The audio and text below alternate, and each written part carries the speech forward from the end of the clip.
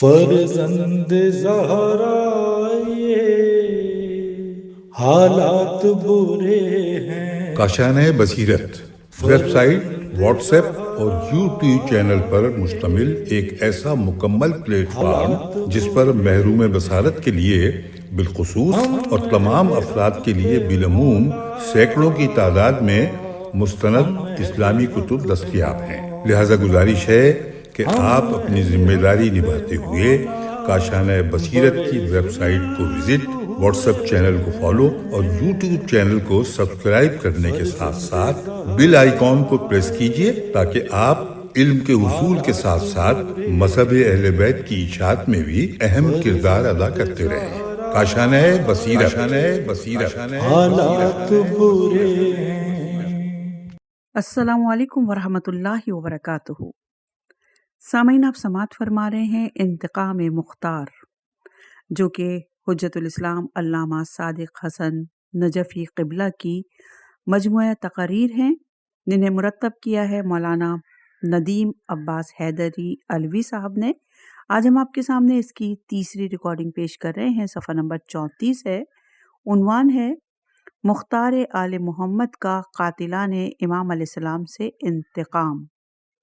جیسا کہ بیان کیا جا چکا ہے کہ سلیمان بن سرد خزائی کی قیادت میں توابین کی جو جماعت قاتلان امام سے انتقام لینے کے لیے کھڑی ہوئی تھی، وہ کس طرح اور کن وجوہ سے اپنے مقصد میں ناکامی کا شکار ہوئی، کہ جس کی سب سے نمایاں وجہ باوجود اپنی تعداد کے قلیل ہونے کے براہ راست بنی امیہ کی حکومت سے ٹکر لینا تھا۔ حالانکہ انفرادی طور پر عام قاتلان حسین کوفے میں ہی تھے۔ بہرحال ایسا معلوم ہوتا ہے کہ کاتبان قضا اور قدر نے اس مہم کو سر کرنے کے لیے مختار بن ابی عبیدہ ثقفی کو منتخب کیا تھا۔ صفحہ نمبر 34 ہے۔ عنوان مختار کے حسب اور نسب کا مختصر تعارف۔ اصل مقصد میں وارد ہونے سے پہلے مختار کے حسب و نسب اور نام اور کام کا مختصر سا تعارف کرا دینا مناسب ہوگا۔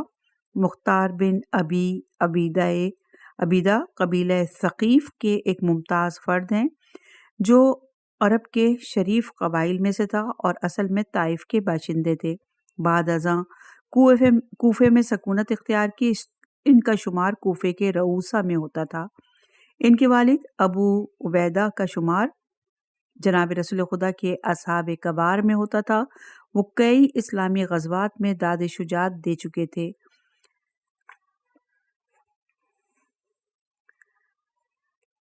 بدور خلیفہ ثانی 13 ہجری کی اواخر ماہ شعبان میں عجمیوں سے جنگ کرتے ہوئے کام آئے، اور یہ روایت فرسان الحیجہ جلد نمبر 2 صفحہ نمبر 198 اور 199 پر۔ مختار کی ولادت 1 ہجری میں بمقام طائف ہوئی۔ ان کی کنیت ابو اسحاق اور لقب کیسان تھا۔ کیسان۔ والد کی شہادت کے وقت ان کی عمر 13 برس تھی، اور زندگی کی 67 بہاریں دیکھنے کے بعد جاں بحق تسلیم ہوئے۔ یہ روایت بھی فرسان الحیجہ جلد نمبر 2 صفحہ نمبر 198 پر۔ صفحہ نمبر 35۔ عنوان مختار کی مدح اور قدح میں روایات کا اختلاف۔ اگرچہ مختار آل محمد علیہ السلام کے ہمدرد خیرخواہ ہونے میں مشہور تھے اور ہیں، مگر ان کے بارے میں جو اخبار اور آثار ہم تک پہنچے ہیں، ان میں مختار کی مدح اور قدح کے متعلق اس قدر شدید اختلاف ہے کہ غوائس سے بہار اخبار، ائمہ اطہار، علامہ مجلسی جیسے عالم خبیر بھی سپر انداز ہو گئے ہیں، اور دونوں قسم کی روایات درج کرنے کے بعد کوئی حتمی فیصلہ کیے بغیر صاف صاف لکھ دیا کہ میں ان کے بارے میں توقف کرنے والوں میں سے ہوں، اگرچہ ہمارے علماء میں مشہور یہی ہے کہ وہ مشکورین میں سے ہیں۔ اور یہ روایت ہے عاشر بہار صفحہ نمبر 280۔ جہاں تک ہمارے ذاتی رجحان کا تعلق ہے، ہمارا میلان ان کی مدح کی طرف ہے۔ حقیقت تو یہ ہے کہ جب انتہائی مذمت والی روایات سے بھی بالآخر ان کا باقی ہونا ظاہر ہوتا ہے، تو بعد ازیں سرے سے یہ بحث ہی قلیل المجدوہ ہے۔ اتنا تو تاریخی شواہد سے معلوم ہے کہ انہوں نے قاتلان حسین سے انتقام لے کر خاندان رسول کو مسرور و شاد کیا ہے۔ امام جعفر صادق علیہ السلام سے مروی ہے کہ آپ فرماتے ہیں کہ اس وقت تک خاندان بنی ہاشم کی کسی عورت نے نہ آنکھوں میں سرما لگایا تھا اور نہ خضاب لگایا تھا، اور نہ کسی ہاشمی کے گھر سے 5 سال تک دھواں اٹھتا دیکھا گیا تھا۔ اور یہ روایت ہے اصدق الاخبار صفحہ نمبر 71 پر۔ ایسے ہی جناب فاطمہ بنت علی سے منقول ہے کہ آپ نے فرمایا کہ جب تک مختار نے عبید اللہ ابن زیاد کا سر نہیں بھیجا، اس وقت تک ہماری کسی عورت نے نہ مہندی لگائی، نہ آنکھوں میں سرما لگایا اور نہ بالوں میں کنگھی کی۔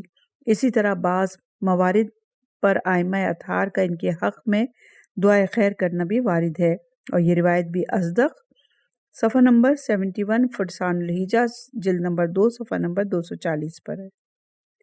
اور یہی امر مختار کی فلاح کے لیے کافی ہے، اور بعید نہیں کہ جو غلط باتیں ان کی طرف منسوب ہیں ان میں حکومت بنی امیہ اور حکومت ابن زبیر کے پروپیگنڈے کا دخل ہو، کیونکہ مختار بیک وقت دونوں حکومتوں کے عطاب کا شکار تھا۔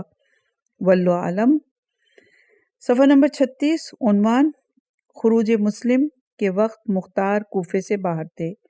جن لوگوں نے کوفے سے امام حسین علیہ السلام کو بلاوے کے خطوط لکھے تھے، اگرچہ ان میں مختار کا نام کہیں نہیں ملتا، لیکن کوفہ پہنچ کر امام علیہ السلام کے سفیر خاص جناب مسلم بن عقیل نے پہلے مختار کے گھر ہی قیام کیا تھا، جیسا کہ اپنے مقام پر بیان کیا جا چکا ہے کہ اس سے بھی مختار کے ہمدرد اہل بیت ہونے پر تیز روشنی پڑتی ہے۔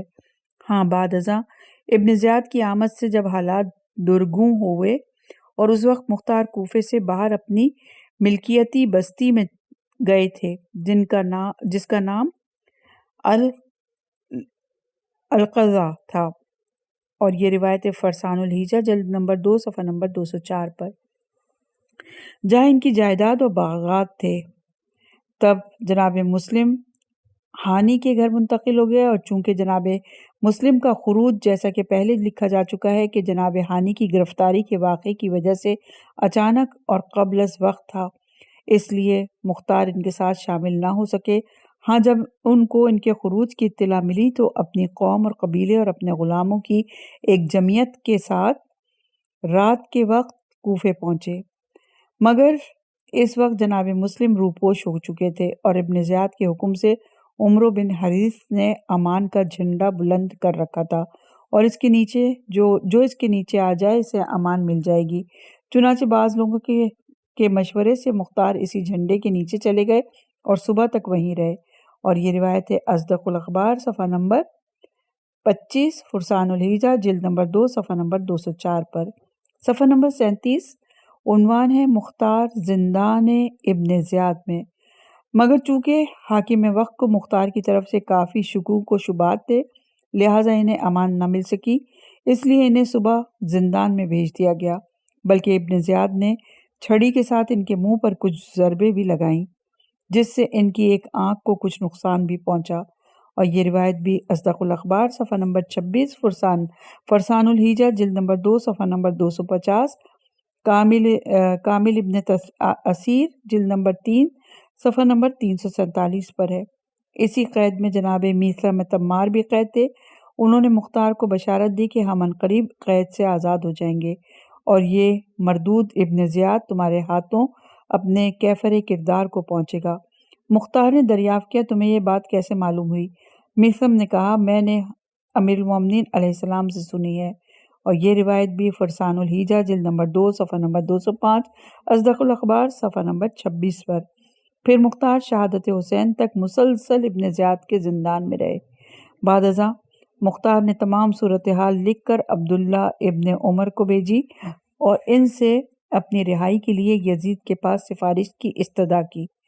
چونکہ مختار کی بہن صفیہ عبداللہ کے گھر تھی، جب اسے اپنے بھائی کی قید و بند کی اطلاع ملی تو اس نے باصرار عبداللہ کو سفارش کرنے پر آمادہ کیا، چنانچہ انہوں نے یزید کے نام سفارشی خط لکھا۔ ادھر یزید بھی ایسے سربردہ لوگوں کی بالخصوص شہادت امام کے بعد دل شکنی کرنا خلاف مصلحت سمجھتا تھا، اور اب تو چونکہ عبداللہ نے اس کی بیعت بھی کر لی تھی، اس لیے بھی اس سے اس کی خاطرداری ملحوظ تھی۔ چنانچہ یزید نے ابن زیاد کو تاکیدی حکم نامہ بھیجا کہ یہ میرا مکتوب دیکھتے ہی مختار کو آزاد کر دو۔ چنانچہ ابن زیاد نے مختار کو بلا کر آزاد کر دیا، مگر یہ شرط کر لی کہ 3 دن کے اندر اندر کوفے سے نکل جاؤ، ورنہ حکومت تمہارے خون کی ذمہ دار نہ ہوگی۔ اور یہ روایت بھی اصدق الاخبار صفحہ نمبر 26، صفحہ نمبر 27، طبری جلد نمبر 7، صفحہ نمبر 59، کامل ابن اثیر جلد نمبر 3، صفحہ نمبر 337 پر کہا جاتا ہے کہ یہ تمام رسل اور رسائل کے لے جانے اور لے آنے کا کام کوفے کے ایک معلم عمیر بن عامر نامی شخص نے انجام دیا۔ صفحہ نمبر 38، عنوان ہے مختار رہائی کے بعد حجاز میں۔ چنانچہ رہائی کے تیسرے روز کے بعد مختار حجاز روانہ ہو گئے۔ وہاں عبداللہ بن زبیر نے امام حسین علیہ السلام کے خون ناحق کے انتقام کا بہانہ کر کے لوگوں سے اپنی بیعت لینے کا سلسلہ شروع کر رکھا تھا۔ مختار نے چند ایسی شرائط کے ساتھ اس کی بیعت کرنے پر اپنی آمادگی ظاہر کی جن کی بنا پر ابن زبیر کی کامیابی کے بعد قاتلان امام سے انتقام لے سکتے ہیں، اور یہ روایت فرسان الحجہ جلد نمبر 2، صفحہ نمبر 211۔ مگر ابن زبیر نے وہ شرائط قبول نہ کی، اس لیے مختار اس کے ہاں سے چلے گئے اور سال بھر طائف میں رہے، اور یہ روایت بھی فرسان الحجہ جلد نمبر 2، صفحہ نمبر 211۔ 1 سال کے بعد ابن زبیر نے لوگوں سے دریافت کیا کہ مختار کہاں ہے۔ اسے بتایا گیا کہ طائف میں ہے۔ مختار دوبارہ مکہ پہنچے۔ بعید نہیں کہ ابن زبیر کے بلانے سے آئے ہوں، اور انہی شرائط پر جو پہلے ابن زبیر نے مسترد کر دی تھی بیعت کر لی، اور برابر 5 ماہ اور کچھ دن ابن زبیر کے ہمراہ مکہ میں قیام کیا۔ روایت ہے اصدق الاخبار جلد نمبر 17 اور فرسان الحجہ جلد نمبر 2، صفحہ نمبر 212۔ اسی دوران میں اہل مدینہ کے بیعت یزید توڑنے اور بیعت کے ان کی سرکوبی کے لیے مسلم بن عقبہ کی سرکردگی میں لشکر جرار بھیجنے اور اس کے مدینہ رسول صلی اللہ علیہ وآلہ وسلم میں تباہی مچانے کا المیہ پیش آیا، جو واقعہ حرہ کے نام سے مشہور ہے۔ اہل مدینہ کی سرکوبی کے بعد مسلم اپنے لاؤ لشکر کے ساتھ ابن اثیر کے ساتھ نمٹنے کے لیے مکہ روانہ ہوا، مگر چونکہ اس ملعون کی زندگی کا پیمانہ لبریز ہو چکا تھا، اس لیے راستے میں ہی واصل جہنم ہو گیا۔ اب اس کی نیابت میں حسین بن نمیر نے قیادت سنبھالی اور مکہ مکرمہ پہنچ کر شہر کا محاصرہ کر لیا۔ چونکہ ابن زبیر خانہ کعبہ میں پناہ گزین تھا، اس لیے خانہ خدا پر آگ برسائی گئی۔ اس جنگ میں مختار ابن زبیر کی طرف سے شریک تھے اور تنہ کچھ اس طرح داد شجاعت دی کہ شامیوں کے دانت کھٹے کر دیے اور بالآخر ان کو پسپا ہونا پڑا۔ اسی اثنا میں حسین کو مرگ یزید کی اطلاع ملی اور وہ محاصرہ اٹھا کر مدینے سے ہوتا ہوا اور بنی امیہ مثل مروان وغیرہ کو ہمراہ لیتا ہوا واپس شام چلا گیا۔ مرگ یزید کے بعد کچھ وقت کے لیے ابن زبیر کے حق میں فضا سازگار ہو گئی، چنانچہ حجاز اور عراق وغیرہ کے اکثر لوگوں نے اس کی بیعت کر لی۔ جو ابن زبیر کی ظاہری طاقت بڑھتی گئی، اس نے انتقام امام کو نظر انداز کرنا شروع کر دیا اور اپنی تمام توجہ اپنی سلطنت کے مضبوط کرنے میں صرف کرنے لگا۔ مختار اس سے دل برداشتہ ہو گیا، اور یہ روایت بھی فرسان الحجہ جلد نمبر 2، صفحہ نمبر 212۔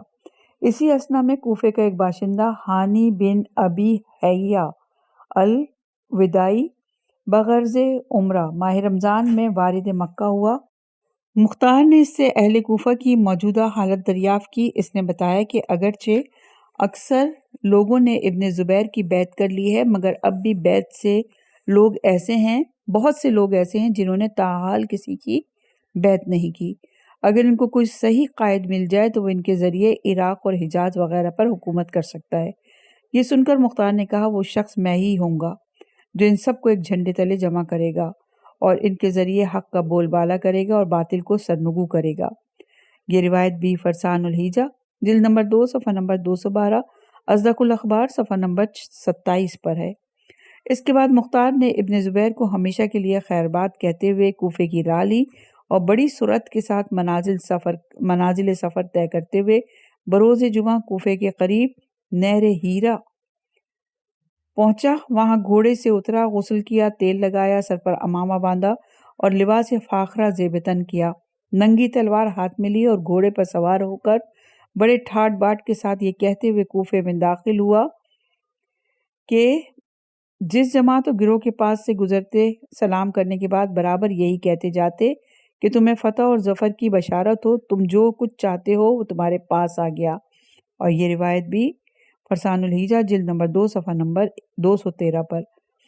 اس وقت کوفے کی داخلی حالت یہ تھی کہ اہل کوفہ نے عمرو بن حریث کو، جو ابن زیاد کا نائب تھا، نکال دیا تھا اور ان کی جگہ ابن زبیر نے عبداللہ بن یزید الختمی والانصاری کو کوفے کا گورنر بنا دیا تھا، جو برابر ابن زبیر کے لیے لوگوں سے بیعت لے رہا تھا، اور سلیمان بن سرد خزائی اپنی جماعت کے ساتھ امام کے خون ناحق کا انتقام لینے کے لیے حکومت شام سے ٹکر لینے کی سرگرمیوں میں مشغول تھے۔ صفحہ نمبر 41، عنوان مختار دوبارہ زندان کوفہ میں۔ ان حالات میں جب مختار کوفہ میں پہنچے اور اہل کوفہ کو ان کے عزائم کا علم ہوا تو قاتلان امام کو اپنا اندیشہ لاحق ہوا، چنانچہ عمر بن سعد، شبث بن ربیع، یزید بن حارث وغیرہ نے حاکم کوفہ کے کان بھرنے شروع کیے۔ سلیمان بن سرد تو تمہارے دشمن سے ٹکر لینا چاہتے ہیں، لیکن مختار کا مقابلہ براہ راست تمہاری حکومت سے ہے، اس لیے ان کا معاملہ بہت خطرناک ہے۔ مصلحت یہ ہے کہ اسے قید کر دیا جائے۔ حاکم ان کی چکنی چپڑی باتوں میں آ گیا اور اس نے اچانک مختار کو پکڑ کر زندان میں بھیج دیا۔ یہ روایت اصدق الاخبار صفحہ نمبر 28، طبری جلد نمبر 7 صفحہ نمبر 65 میں۔ راویان اخبار کا بیان ہے کہ مختار جن دنوں قید میں تھا وہاں بھی برابر یہ کرتا تھا کہ مطلب یہ ہے کہ مجھے سمندروں، درختوں، صحراؤں، فرشتوں اور برگزیدگان اخیار کے پروردگار کی قسم، میں ان انصاروں اور ایوانوں کی جماعتوں کے ساتھ جو نہ ڈرپوک ہیں اور نہ ہی شریر، بذریعہ شمشیر و سنان ہر جبار و سرکش کو ضرور قتل کروں گا۔ اور جب میں نے دین کا ستون کھڑا کر دیا، مسلمانوں کے رخنے کو دور کر دیا، مومنین کے دلوں کو شفا دے دی اور خاندان انبیاء کا انتقام لے لیا، تو پھر مجھے کوئی پرواہ نہیں کہ میری سلطنت زائل ہو جائے اور مجھے موت آ جائے۔ اسی اثنا میں سلیمان بن سرد خزائی کی جماعت توابین کے چند بچے کچھ آدمی رفع بن شداد کی ہمراہی میں کوفہ واپس پہنچ گئے۔ مختار نے زندان سے ہی ان کے نام ہمدردی کا ایک مکتوب بھیجا۔ اس کے جواب میں انہوں نے مختار کا شکریہ ادا کرتے ہوئے انہیں اپنے ہر قسم کے تعاون کا یقین دلایا اور یہ بھی کہلا بھیجا کہ اگر آپ اجازت دیں تو ہم زبردستی آ کر آپ کو زندان سے نکال دیں۔ مختار ان کی اس ہمت افزا جواب سے بہت خوش ہوا اور جواب میں کہلا بھیجا کہ اس بات کی ضرورت نہیں، تم مطمئن رہو، میں عنقریب رہا ہو جاؤں گا۔ صفحہ نمبر 42، عنوان ہے مختار کی قید سے رہائی۔ اس کے بعد مختار نے اپنے غلام کو ایک خط دے کر مدینے میں اپنے بہنوئی عبداللہ بن عمر کے پاس بھیجا اور اس سے استدعا کی، چونکہ مجھے بلا وجہ دوبارہ قید کر دیا گیا ہے، اس لیے آپ عبداللہ بن یزید انصاری حاکم کوفہ کے نام سفارشی خط لکھیں، امید ہے کہ اس طرح میں رہائی حاصل کرنے میں کامیاب ہو جاؤں۔ چنانچہ عبداللہ نے فوراً حاکم کوفہ مختار کے ساتھ اپنی رشتہ داری کا تذکرہ کرتے ہوئے پرزور الفاظ میں سفارش کی کہ جلد از جلد انہیں رہا کر دیا جائے۔ حاکم کوفہ کے پاس یہ سفارش نامہ پہنچا تو اس نے مختار سے خروج نہ کرنے کے متعلق بہت کچھ عہد و پیمان بلکہ اشراف کوفہ سے 10 کفیل لینے کے بعد رہائی کے احکام صادر کیے۔ مختار جبکہ ابھی زندان میں تھے، ان کی بیعت کا سلسلہ تو اسی وقت شروع ہو گیا تھا، مگر رہائی کے بعد تو اس سلسلے نے مزید شدت اختیار کر لی اور اکابر اور اشراف کوفہ برابر مختار کے گھر آنے جانے اور ان کی بیعت میں داخل ہونے لگے اور روز بروز ان کی طاقت بڑھنے لگی۔ صفحہ نمبر 43، عنوان ہے عبداللہ بن یزید کے بجائے عبداللہ بن مطیع کا تقرر۔ عبداللہ بن زبیر نے عبداللہ بن یزید گورنر کوفہ اور ابراہیم بن محمد امیر خراج کی اس نرم روی اور کمزوری سے متاثر ہو کر ان کو معزول کر کے ان کی جگہ عبداللہ بن مطیع کو نیا گورنر مقرر کیا، جو کہ 25 ماہ رمضان کو کوفہ پہنچا۔ یہ روایت کامل ابن اثیر جلد نمبر 3 صفحہ نمبر 357 پر ہے۔ صفحہ نمبر 43 عنوان ابراہیم بن مالک اشتر کی شمولیت۔ یہ درست ہے کہ مختار کے اعوان و انصار کی تعداد میں روز بروز اضافہ ہو رہا تھا اور بڑے سے بڑے ممتاز افراد اس تحریک میں شامل ہو رہے تھے، مگر مختار چاہتا تھا کہ کسی نہ کسی طرح ابراہیم بن مالک اشتر کو اپنی جماعت میں شامل کریں، جو اپنے عظیم باپ کی طرح بہت بہادر، دلیر اور دل آویز اور ممتاز شخصیت کا مالک تھا۔ چنانچہ بڑے لطائف الحیل کے ساتھ مختار انہیں اپنی اس تحریک میں شامل کرنے میں کامیاب ہو گئے۔ اب برابر طرفین کی باہمی آمد و رفت کا سلسلہ جاری ہو گیا اور ان کی شمولیت کی وجہ سے اس تحریک میں بہت وزن پیدا ہو گیا۔ جو اجمی لوگ کوفے میں مقیم تھے باوجہ محبت اہل بیت، وہ بھی بہت جلد اس مقدس تحریک میں شامل ہو گئے، جن کی تعداد 20,000 سے بھی متواجز ہو گئی، اور یہ روایت بھی فرسان الحجہ جلد نمبر 2 صفحہ نمبر 216 پر ہے۔ جب عبداللہ بن مطیع کو مختار کی خفیہ سرگرمیوں کی اطلاع ملی تو اس نے ایک جمعیت کو بھیجا کہ مختار کو دربار میں لائیں۔ چنانچہ مختار جانے پر تیار بھی ہو گئے، مگر جب ابن مطیع کے ہی بعض آدمیوں کے اشارے سے صورتحال کی نزاکت کا احساس ہوا تو مرض کا بہانہ کر کے حاضر ہونے سے معذرت کر لی۔ اس طرح اس متوقع آفت سے بال بال بچ گئے۔ جماعت توابین کے برعکس مختار کا خیال یہ تھا کہ انفرادی طور پر چونکہ قاتلان حسین کا مرکز کوفہ ہے، اس لیے ان سے یہی نمٹنا چاہیے۔ صفحہ نمبر 44 عنوان ہے عملی اقدام کا ہنگام۔ بہرحال مختار نے جب فضا سازگار کر لی تو شب پنج شنبہ 15 یا 16 ربیع الاول 67 ہجری کی درمیانی شب عملی اقدام کرنے کے لیے تجویز کی۔ جس مکان میں مختار کی رہائش تھی اس کے ارد گرد والے مکانوں میں اپنے باکثرت آدمی جمع کر رکھے تھے، لیکن پروگرام سے ایک رات پہلے ایک خاص سبب سے اقدام کرنا پڑ گیا۔ ہوا یوں کہ عبداللہ بن مطیع جو کہ حاکم کوفہ تھا، اس کی خفیہ پولیس کے سربراہ ایاس بن مضارب نے اطلاع دی کہ انہی 2 راتوں میں مختار خروج کرنے والے ہیں، لہٰذا ابن مطیع کے حکم سے کوفے کے تمام بڑے بڑے شارع عاموں کی ناکہ بندی کر دی گئی اور ہر چوک پر فوج کے دستے متعین کر دیے گئے۔ شب چہارشنبہ نیمہ ربیع الاول کو ابراہیم بن الاشتر حسب معمول نماز مغرب کے بعد مختار کے پاس آنا چاہتے تھے کہ انہیں اطلاع ملی کہ ابن مطیع نے ناکہ بندی کر دی ہے اور شہر کے سب سے بڑے بڑے شارع عاموں پر فوج کی بھاری جمعیت مقرر کر دی ہے۔ چنانچہ ابراہیم نے اپنی جنگ آزمودہ 100 آدمی ہمراہ لیے اور ان کو اسلحہ جنگ سے مسلح کر کے اوپر سے عادی کپڑے پہنا دیے۔ جب اس حال میں روانہ ہوئے تو باب الفیل سے آگے بڑھے ہی تھے کہ راستے میں ایاز بن مضارب سے مڈبر ہو گئی، جو اپنی پولیس کے ہمراہ وہاں موجود تھا۔ مختصر سوال و جواب کے بعد ایاز نے ابراہیم کو گرفتار کر کے حاکم وقت کے پاس لے جانا چاہا اور ابراہیم نے اسے راستہ چھوڑنے کے لیے کہا، مگر جب اس نے راستہ چھوڑنے سے انکار کیا تو ابراہیم نے اچانک بڑے زور سے نیزہ اس کے حلقوم میں پیوست کر دیا، جس سے وہ زمین پر گر گیا اور ابراہیم نے اپنے ایک ہمراہی کو حکم دیا کہ اس کا سر قلم کر لو۔ چنانچہ اس نے بڑھ کر اس کا سر قلم کر لیا۔ یہ ماجرا دیکھ کر ایاز کے آدمی بھاگ نکلے اور ابراہیم ظفریاب ہو کر مختار کے پاس پہنچ گئے۔ یہ روایت اصدق الاخبار صفحہ نمبر 36 پر، اور صورتحال کی اطلاع دیتے ہوئے کہا کہ اگرچہ عملی اقدام کے لیے آنے والی رات تجویز ہوئی تھی، مگر تازہ صورتحال کے پیش نظر اسی رات اقدام کر دینا چاہیے۔ مختار ابراہیم کی اس کامیابی کو نیک فال سمجھتے ہوئے خوش ہوئے اور سعید بن منقذ کو حکم دیا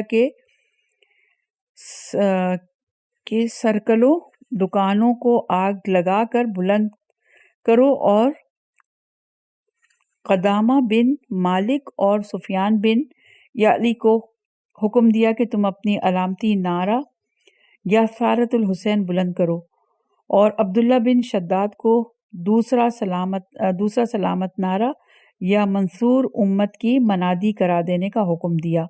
پھر خود اسلحہ جنگ سے مسلح ہو کر آمادہ جنگ ہو گئے۔ یہ روایت بھی اصدق الاخبار صفحہ نمبر 36 پر، اور صبح ہونے سے پہلے ان کے پاس تقریباً 4000 آدمی جمع ہو چکے تھے۔ رات بھر کچھ نہ کچھ زود اور خرد کا سلسلہ جاری رہا۔ ادھر ابراہیم جو اس رات مختار سے اجازت لے کر نوائی کوفے سے اپنے ہم خیال لوگوں کو ہمراہ لینے کے لیے گئے تھے، وہ بھی راستے میں مار دھاڑ کرتے ہوئے اور جاتے آتے راستے کی رکاوٹیں دور کرتے ہوئے سالمن اور واپس آ گئے مختار کے پاس۔ نماز صبح سے قبل ہی مختار کوفے سے باہر لشکر کی ترتیب سے فارغ ہو چکے تھے۔ ادھر عبداللہ ابن متی نے بھی حجاز بن اجبر اور شبیز بن ربعی وغیرہ کی سرکردگی میں لشکر کثیر مقابلے کے لیے روانہ کیا۔ گھمسان کا رن پڑا۔ مختار اور ابراہیم اور ان کے ہمراہیوں نے محیر العقول طور پر داد شجاعت دی اور مخالف کو شکست فاش دی۔ بالآخر عبداللہ بن متی قصر الامارہ میں جا کر پناہ لینے پر مجبور ہو گئے۔ ادھر مختار نے جا کر دارالامارہ کا محاصرہ کر لیا۔ کئی روز تک یہ سلسلہ جاری رہا۔ بالآخر ابن متی نے خطرہ محسوس کرتے ہوئے راتوں رات وہاں سے نکل کر ابو موسیٰ کے گھر جا کر پناہ لی اور اس کے ساتھیوں نے دروازہ کھول دیا۔ ان لوگوں نے ابراہیم سے امان کی درخواست کی جو منظور کر لی گئی۔ چنانچہ ان لوگوں نے باہر نکل کر مختار کی بیعت کی۔ مختار دارالامارہ میں داخل ہوئے، رات دارالامارہ میں ہی گزاری، نماز صبح جامع مسجد میں پڑھائی۔ خطبے کے بعد عام بیعت کا سلسلہ شروع ہوا جو کتاب خدا، سنت رسول، انتقام خون اہل بیت علیہم السلام، حمایت مظلوم اور رد مظالم پر لی گئی، اور یہ روایت بھی اصدق الاخبار صفحہ نمبر 43، کامل ابن اثیر جلد نمبر 3 صفحہ نمبر 263 پر ہے۔ اس کے بعد بیت المال کا دروازہ کھولا گیا۔ اس میں کل 9000 درہم ملے جو مختار نے سپاہیوں میں تقسیم کر دیے، اور جب مختار کو معلوم ہوا کہ ابن متی ابو موسیٰ کے گھر میں پناہ ہے تو بوجہ قدیمی تعلقات کے اس کی طرف 1000 درہم بھیج دیے تاکہ اسے گھر جانے میں سہولت ہو۔ چنانچہ وہ یہ رقم لے کر چلا گیا۔ بعد ازاں مختار اپنی حکومت کے استحکام اور اس کے نظم و نسق کو بحال کرنے کی طرف متوجہ ہوا۔ چنانچہ آرمینیا، آذربائیجان، موصل، مدائن، حلوان، رائے، ہمدان اور اصفہان میں اپنے عمال اور حکام مقرر کیے۔ اس طرح شام اور حجاز اور مصر اور بصرہ کے علاوہ دیگر تمام اسلامی علاقہ مختار کے زیر نگیں آ گیا۔ یہ روایت بھی اصدق الاخبار صفحہ نمبر 44، کامل ابن اثیر جلد نمبر مٹا ہوا ہے جلد نمبر 3 صفحہ نمبر 363۔ مختار نے پولیس کا سربراہ عبداللہ بن کامل شاکری اور محافظ فوج کا سربراہ کیسان ابو عمرہ کو مقرر کیا۔ جیسا کہ جماعت توابین کے تذکرے میں بیان کیا جا چکا ہے کہ مروان نے تخت حکومت پر بیٹھنے کے بعد ابن زیاد کو لشکر جرار دے کر جزیرے میں بعض لوگوں کی سرکوبی کے لیے بھیجا تھا اور اسے حکم دیا تھا کہ وہاں سے فارغ ہو کر اہل کوفے کو ان کی مخالفت کا مزہ چکھائے، مگر اسے کوفہ پہنچنے کی نوبت ہی نہ مل سکی۔ سب سے پہلے اسے سلمان بن سرد خزائی کی جماعت کے ساتھ مقابلہ کرنا پڑا۔ اس اثنا میں مروان مارا گیا۔ عبد الملک مسند اقتدار پر بیٹھا۔ اس نے بھی ابن زیاد کو اس کے عہدے پر بحال رکھا۔ جب ابن زیاد جماعت توابین کے مقابلے سے فارغ ہوا تو پھر اہل جزیرہ یعنی ظفر بن الحارث کلابی اور اس کے ساتھ جو قبیلہ قیس غلیان تھا جو کہ ابن زبیر کی اطاعت میں تھے، ان سے ٹھن گئی۔ تقریباً سال تک ان سے جنگ و جدال کا سلسلہ جاری رہا۔ صفحہ نمبر 47، عنوان ہے موصل میں مختار کے لشکر کا ابن زیاد کے لشکر سے مقابلہ اور کامیابی۔ بہرحال جب ابن زیاد 1 سال تک لڑنے کے باوجود اہل جزیرے پر فتح حاصل نہ کر سکا تو اب اس نے تنگ آ کر ان کا مقابلہ ترک کر کے موصل کا رخ کیا جو کہ مختار کے قبضے میں تھا۔ جب موصل کے حاکم عبد الرحمن بن سعید کو ابن زیاد کے آنے کی اطلاع ملی تو وہ اپنے اندر مقابلے کی تاب و توانائی نہ پاتے ہوئے تکریت منتقل ہو گیا اور مختار کو صورتحال کی اطلاع دی۔ مختار نے اس کی کمک کے لیے یزید بن انس اسدی کو 3000 منتخب شہسوار دے کر روانہ کیا۔ کوفے سے باہر نکال کر ان کی معیشت کی ضروری ہدایت دے کر ان کو روانہ کیا اور بشرط ضرورت مزید کمک دینے کا بھی وعدہ کیا۔ یہ روایت بھی کامل جلد نمبر 3 صفحہ نمبر 364 اصدق الاخبار صفحہ نمبر 45 پر یزید منازل سفر طے کرتا ہوا موصل کی سرزمین میں داخل ہوا۔ جب ابن زیاد کو اس کی اطلاع ملی تو اس نے اس سے مقابلے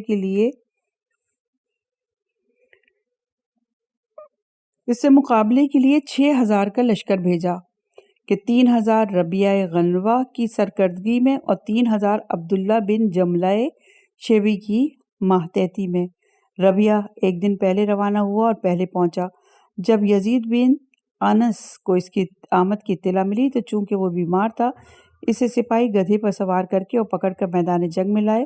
میدان میں پہنچ کر اپنے فوجیوں کو جنگ کی ترغیب اور تحریص دلائی اور پھر وہیں ایک چارپائی پر لیٹ گیا اور کہا، آج تمہاری مرضی ہے کہ اپنے امیر کے حکم سے لڑو اور اس کی حفاظت کرو یا اسی حالت میں اسے چھوڑ کر چلے جاؤ۔ جب مقابلہ شروع ہوا تو عراقی بڑے بے جگری سے لڑے۔ یہ 9 ذی الحجہ بروز عرفہ 66 ہجری کے صبح کا واقعہ ہے۔ چاشت تک جنگ کا فیصلہ ہو چکا تھا۔ اہل شام کو شکست فاش ہوئی، وہ میدان سے بھاگ نکلے اور سردار لشکر ربیہ مارا گیا۔ جب شامی بھاگ کر واپس جا رہے تھے تو راستے میں عبداللہ خصمی سے ملاقات ہوئی جو 3000 کا تازہ دم لشکر لے کر آ رہا تھا۔ وہ ان بھگوڑوں کو ہمراہ لے کر واپس پہنچا۔ شب عید گزارنے کے بعد بروز عید الاضحیٰ نماز صبح کے بعد پھر بڑا سخت رن پڑا جو نماز ظہر تک جاری رہا۔ فریقین نے نماز ظہر پڑھی اور پھر میدان کارزار گرم ہو گیا۔ تھوڑی دیر نہ گزری تھی کہ اہل شام نے میدان سے فرار اختیار کیا۔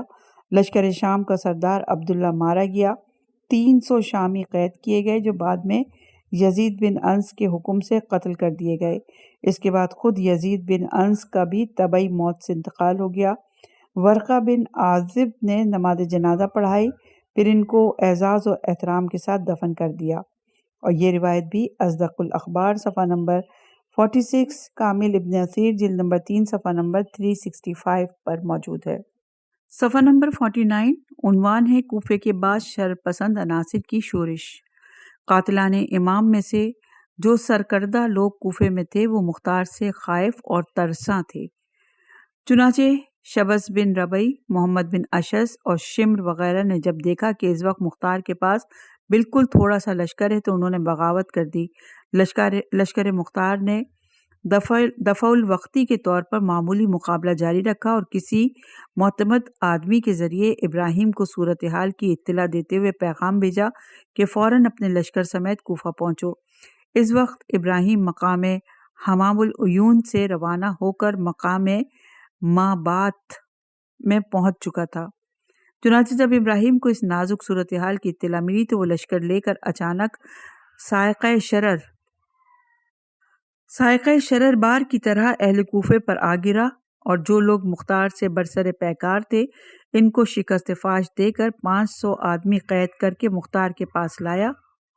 مختار نے حکم دیا کہ مجھے بتاتے جاؤ کہ ان میں سے کون کون سے لوگ قتل امام میں شریک تھے، ان کے علاوہ باقی کو چھوڑ دو۔